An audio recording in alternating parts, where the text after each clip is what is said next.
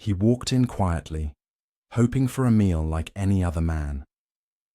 But when a young waiter pointed at him and said, "We don't serve your kind here," time itself seemed to stop. Seconds later, the whole restaurant went silent, and the moment became legend. It was a damp April night in 1960, and the rain tapped steady against the glass of Charlie's Diner, a humble spot on the corner of Union Avenue, just a few miles from Graceland. The jukebox played softly, Patsy Cline's Walk In After, midnight, while regulars talked over coffee cups and the smell of fried catfish filled the air. No one expected the door to open and reveal him. When Elvis Presley stepped inside, wearing his army jacket and that half smile that made entire stadiums scream, the chatter died instantly. The clink of a spoon hitting porcelain was suddenly the loudest sound in the room. Every eye turned toward him, as if the king himself had wandered into a world too small for royalty. He didn't say a word at first. He simply removed his cap, nodded to the waitress, and asked, "Ma'am, could I get a table for one?" His voice was soft, almost shy, the kind of tone that didn't match the flashing billboards and screaming fans outside. Behind the counter, a young man in a white apron froze. His name was Tommy Ray, just 22, barely making a living on tips. He'd served truckers, factorymen, and soldiers, but never someone whose face stared at him from the covers of magazines. People began to whisper, "Is that really him? Looks smaller in person. Why's he here?" The tension wasn't loud. It was quiet. A different kind of pressure. The kind that hums under skin and makes even breathing feel heavy. Elvis smiled through it, pretending not to notice. He'd come back from 2 years in the army and just wanted something simple. Home-cooked food, a moment of normal. But fame never leaves you alone. The cook peeked out from the kitchen, wiping his hands. The waitress fumbled with her order pad, and Tommy Ray, still rooted behind the counter, didn't move to greet him. There was something else in his stare, something more than nerves, resentment. Rumor had it Tommy's older brother, Henry Ray, never came back from Germany, the same place Elvis had been stationed. To Tommy, the man standing in front of him wasn't just a celebrity. He was a reminder of everything unfair about the world. As Elvis waited patiently by the counter, the room filled with an invisible charge. The jukebox clicked off mid-song. Someone coughed. Rain hit the window harder, and then Tommy spoke, voice flat, words cold.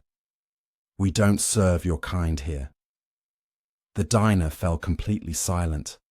Not even the rain dared interrupt. Elvis blinked, not angry, just surprised. Slowly, he set his cap on the counter. The other customers looked between them, frozen. What did those words really mean? Your kind, fame, wealth, difference? Or was it something deeper, buried in envy and pain? Elvis didn't respond.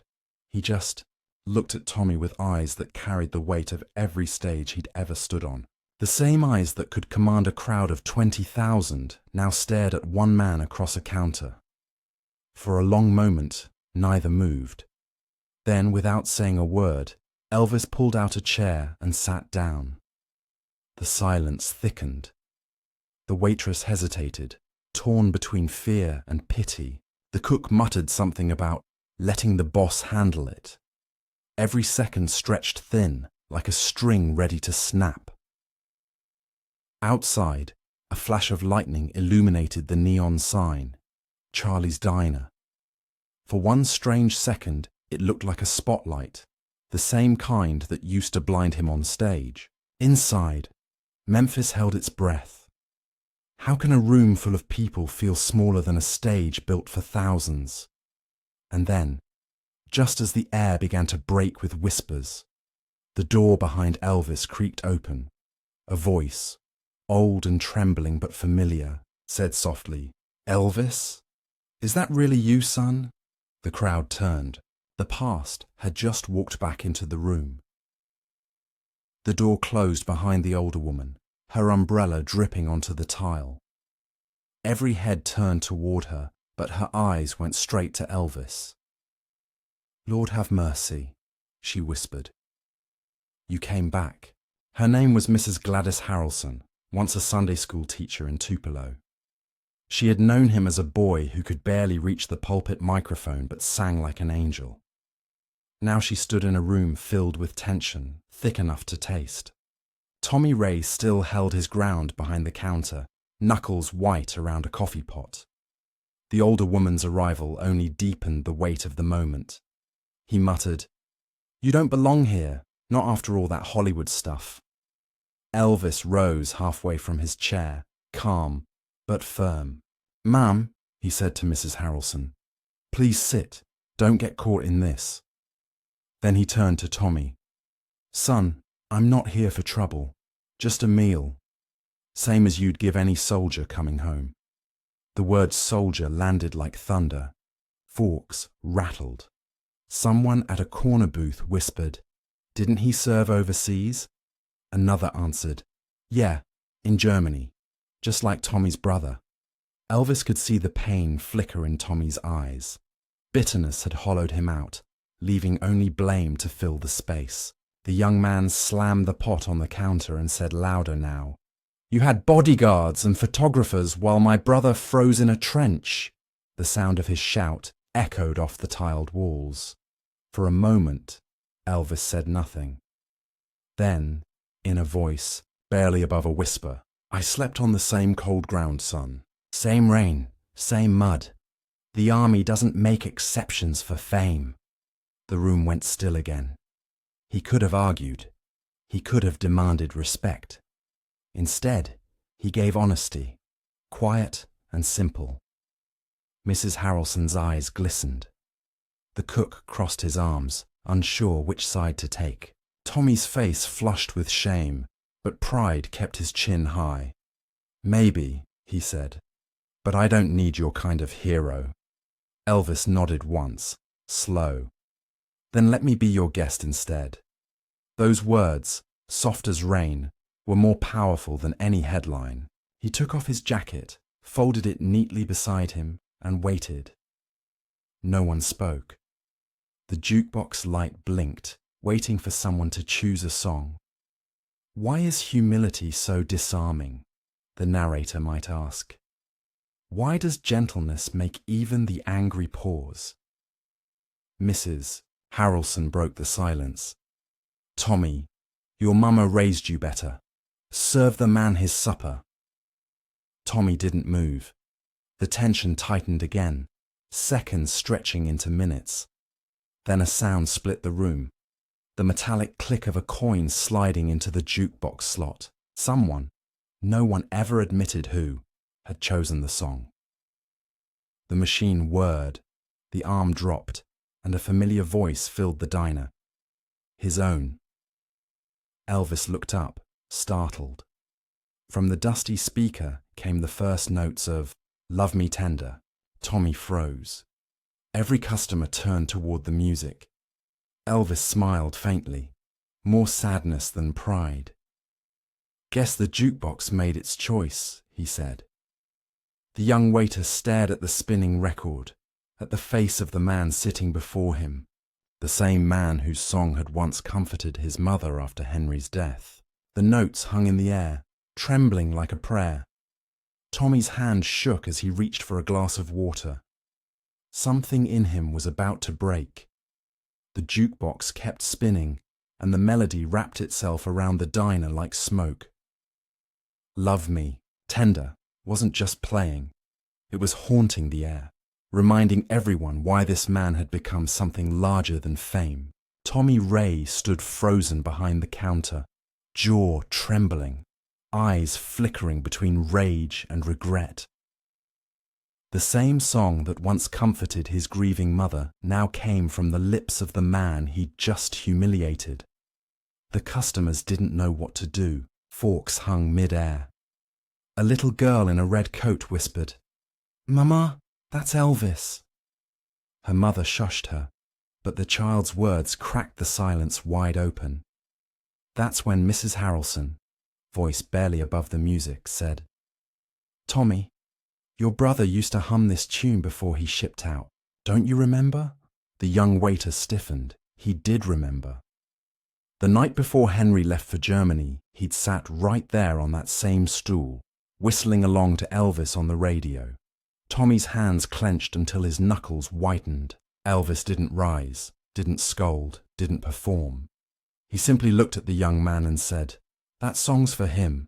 It wasn't loud, it wasn't grand, but somehow it echoed louder than any applause ever could. The cook, who'd been pretending to scrub the grill, stopped. A truck driver at the back table whispered, "He could have had him thrown out." Another replied, "But he's just sitting there." The tension began to shift. The room wasn't angry anymore. It was ashamed. People started murmuring soft words, small apologies to no one in particular. Tommy's face broke. "Why'd you come here, Mr. Presley?" he asked, voice cracking. Elvis smiled faintly. "I came home, same as anybody." The words were simple, but they hit like thunder. You could feel hearts soften. Even the rain outside slowed, as if the city itself was listening. Mrs. Harrelson laid a trembling hand on Tommy's shoulder. "Child, grace doesn't ask permission. It just shows up." The young man blinked hard, trying to swallow the lump in his throat. The crowd, once frozen in judgment, began to move again. Someone poured Elvis a cup of coffee. Another slid over a plate of cornbread. A farmer near the door quietly said, "Welcome home, son." One by one, the walls that pride had built began to fall. The jukebox reached the end of the record. Click, silence again. But this time it wasn't cold. It was sacred.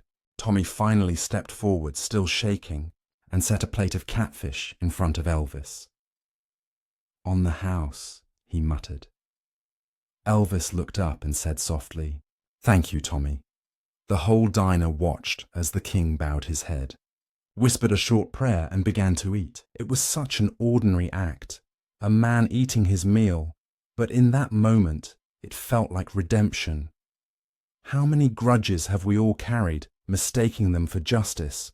And what would it sound like if we finally laid them down? Outside, the neon lights buzzed and flickered, painting gold streaks across the wet street. Inside, hearts that had been clenched for years began to breathe again. Elvis reached into his jacket pocket, pulled out something small, and placed it on the counter. The item that would change Tommy's life forever. The small object gleamed under the diner's flickering neon. It was a silver army cap pin, dented from wear, initials etched faintly. E.P. Elvis set it gently on the counter beside Tommy's plate, eyes never leaving the young man's face. "Your brother earned one just like this," he said quietly. The room went still again. Every breath seemed to hang in the air, as fragile as glass. Tommy's mouth opened, but no sound came out. He picked up the pin with trembling fingers. On the back, a faint scratch marked the word home. Elvis took a slow sip of coffee. "We all came back different, son. Some of us came back, but left parts of ourselves over there." The words landed deeper than any sermon could. Even the cook, who'd seen every kind of fight in that diner, blinked hard to hide the tears. Tommy swallowed. He used to say he'd bring me one of these. Said he'd give it to me when he got back." Elvis nodded. "Then let's keep his promise." That single line shifted the entire room. The bitterness that had poisoned the air melted away, replaced by something wordless and heavy. Compassion. Mrs. Harrelson whispered a prayer. A man at the corner booth stood, removed his cap and murmured, "Amen." Elvis wasn't preaching. He wasn't even trying to teach. He was simply living the lesson. In that humble diner, among coffee stains and flickering lights, he gave away the only thing that had followed him through every battlefield and every stage, his quiet humanity. Tommy's voice shook. "Mr. Presley, I didn't mean—" Elvis interrupted softly. "I know." Then he smiled, the kind of smile that forgives before the apology is finished. Outside, thunder rolled away toward the river. The air felt lighter, like the whole city had exhaled. He finished his meal slowly, unhurried, the way you eat when you're trying to remember what peace feels like. Each clink of silverware sounded like the ticking of time itself, one ordinary act mending something extraordinary. The waitress refilled his cup, her hands still shaking. Elvis thanked her with a nod. Then he reached for his wallet, slid two $20 bills under the plate, far more than the meal cost, and said, "The rest goes to your brother's name. Feed someone who can't pay." The gesture stunned everyone. No cameras, no headlines, just an act of quiet mercy. What would the world look like if kindness didn't need an audience? Tommy pressed the cap pin against his palm, eyes wet. "You really mean that?" Elvis stood, adjusting his jacket. "I do. We all serve somebody, Tommy. Sometimes we just forget who." Those words would echo for decades. He turned toward the door, and this time, no one stopped him. The same crowd that once froze him with suspicion now followed him with silence. Not of fear, but of reverence. The bell above the door chimed softly as he stepped into the rain. For a moment he paused beneath the neon glow, the drizzle catching his hair, the city lights reflecting off his jacket's wet shoulders. Mrs. Harrelson whispered, "That's the boy I remember." Inside, Tommy clutched the cap pin like a sacred relic. His anger was gone, replaced by a strange, peaceful ache, the kind that makes you want to do something good with your life. He looked around at the faces of the townsfolk, people who had once shared his doubt, and saw in their eyes the same silent question, "What now?" Outside, Elvis started his car, headlights cutting through the mist, and for just a second, the glow caught the diner window. Tommy swore he saw him smile before driving off into the storm. Tommy looked down at the empty counter where Elvis had sat, and saw a folded napkin beneath the coffee cup. On it, a few words written in blue ink. "Keep the light on. E." The folded napkin trembled in Tommy's hand. Blue ink bled slightly from the rain that had blown in through the open door. "Keep the light on. E." He read the line twice before it truly sank in. Elvis hadn't just left forgiveness behind, he'd left a mission. The next morning, Charlie's Diner didn't open right away. The regulars pressed their noses against the glass, confused to see the closed sign flipped backward. Inside, Tommy stood alone, the cap pin resting beside the napkin. He could still smell coffee, catfish, and something else.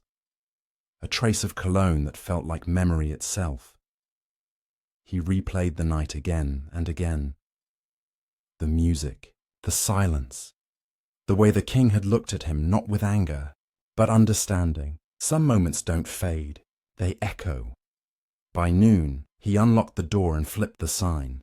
When the first customer walked in, Tommy served him with a smile. The same seat where Elvis had sat now glowed in sunlight spilling through the blinds. Days turned to weeks. Word of the night Elvis forgave a waiter spread quietly, carried by whispers down Beale Street and through church pews. No reporter ever found Elvis to confirm it. No photograph existed, but people believed. Because grace leaves fingerprints you can't erase. Tommy pinned the napkin behind the counter, framed it with glass, and beneath it, he taped the words, "Tender Table, Meals for Anyone in Need." It started small. One free meal every Friday for veterans and drifters. Locals called him crazy, but by winter, half the city knew the story, and donations began to pour in. What Elvis had begun with silence became a movement of compassion. Mrs. Harrelson helped organize volunteers. The cook, once skeptical, started handing out extra cornbread after hours. Even the truckers who'd witnessed the argument brought blankets from their routes. Every night before closing, Tommy would wipe down the counter, touch the cap pin for luck, and whisper, "Light's still on, sir. Isn't it strange how a single act can rewrite an entire life?" In 1963, the diner officially changed its name to Tender Table in honor of the song that had stopped time. A small plaque by the door read, Founded on a night when silence spoke louder than applause. Crowds began visiting, hoping to sit where Elvis had eaten. Some came for curiosity, others for prayer. Every visitor left with the same quiet smile, as if they'd brushed against something sacred. Tommy never sought fame. When a journalist from the Memphis Gazette asked him why he did it, he simply said, "Because a man I wronged showed me how to make things right." Years passed. The world changed. Rock and roll evolved. Crowds shifted, but the diner remained. Photos yellowed. Music styles came and went. Yet the napkin stayed pressed behind glass, edges curling like an old hymn book. Then came August 16th, 1977. The radio in the kitchen crackled with the news. Elvis Presley found dead at Graceland. Tommy dropped the dish he was washing. It shattered on the floor, but he didn't notice. For a long while he just stood there, eyes on the framed napkin. The silence that filled the diner was the same one from 17 years earlier. Heavy, reverent, eternal.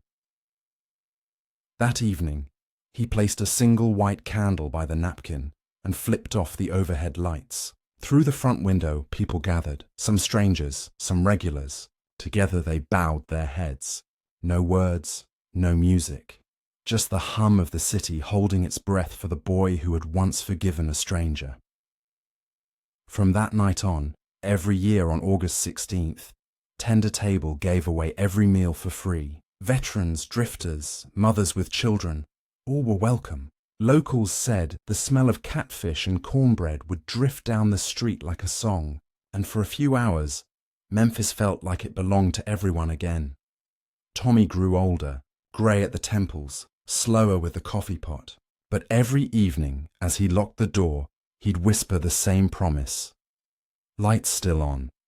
How many lives can one act of mercy feed? And if kindness can ripple through decades, what could yours do tomorrow? Years later, a reporter walked into the diner, found the candle still burning beneath that old napkin, and discovered a final message no one had ever noticed. Before, the reporter pushed through the creaking door of Tender Table 1, humid evening in August 1987, 10 years after the world lost Elvis. The sign above the entrance still glowed faintly in the Memphis dusk. Meals for anyone in need. Inside, time seemed to have stopped. The same checkered floor, the same humming ceiling fan, the same framed napkin behind the counter. A small candle burned beneath it, steady, unwavering. Tommy Ray was older now, hair thin and silver, his hands scarred from decades of work. He recognized the reporter instantly by the notepad and cautious smile. "You hear about him again?" Tommy asked, wiping down a spotless counter. The reporter nodded. "They say this is where everything changed." Tommy chuckled softly. "They're right. But not just for me," he motioned toward the napkin, "for anyone who's ever been given a second chance." The journalist leaned closer to the glass frame. The ink had faded, the paper yellowed, but there was something new. Faint letters revealed only when the candlelight flickered at a certain angle. "Grace never leaves hungry." Tommy hadn't written it. He'd only noticed it a few years earlier, like the words had appeared from the fibers themselves. He believed Elvis had written it that night, perhaps an afterthought before folding the napkin, a hidden blessing waiting to be found. The reporter asked, "Do you think he knew what this place would become?" Tommy smiled, eyes glinting. "I think he hoped I'd keep the light on. The rest, that was up to all of us." He poured 2 cups of coffee, one for himself, one left untouched across the counter. "Old habit," he said. "For the king." The sound of rain began to tap softly against the windows, just like that night in 1960. Outside, headlights reflected on wet pavement, turning the diner's glass into a living memory. Tommy continued, voice lower now, almost to himself. "You know, people always talk about his voice, the fame, the shows, but they forget the quiet. He had a kind of silence that made you listen. That's what stayed with me." The reporter jotted the line down carefully. He looked around. The walls were covered in photographs. Veterans smiling, children eating, widows clasping hands. None of them famous, but every one of them fed because of that one night. Tommy ran his thumb over the old army cap pin that still hung by the register. I keep this here for Henry and for him, because forgiveness doesn't just change the forgiven. It changes the one who forgives. Outside, thunder rolled softly in the distance. The city seemed to bow its head again, the way it did the night Elvis first walked out into the rain. The reporter finally asked, "If you could tell him one thing now, what would it be?" Tommy looked up, eyes misting. "That I kept the light on, just like he asked." He reached behind the counter, lit another candle, and set it next to the first. For a brief moment, their twin flames reflected off the framed napkin like the glow of a small stage. A final encore played, not with music, but with mercy. How often do we rush through life demanding to be seen, when the truest power is in the moments we choose to listen? The reporter didn't speak again. He simply wrote one last line in his notebook. "In a diner built on silence, grace still serves." When he left, the bell above the door chimed softly. The same chime that had once announced a superstar entering a humble room. The sound lingered in the air, then faded into the rain. That night, as Memphis lights shimmered across puddled streets, a faint tune floated from a nearby radio. "Love Me Tender," the same melody that had once healed a grudge. It bled into the city air like a prayer that never stopped traveling. Inside Tender Table, the candle flames danced. The napkin glowed. The silence held steady, and for anyone who stepped through that door, it was impossible not to feel it.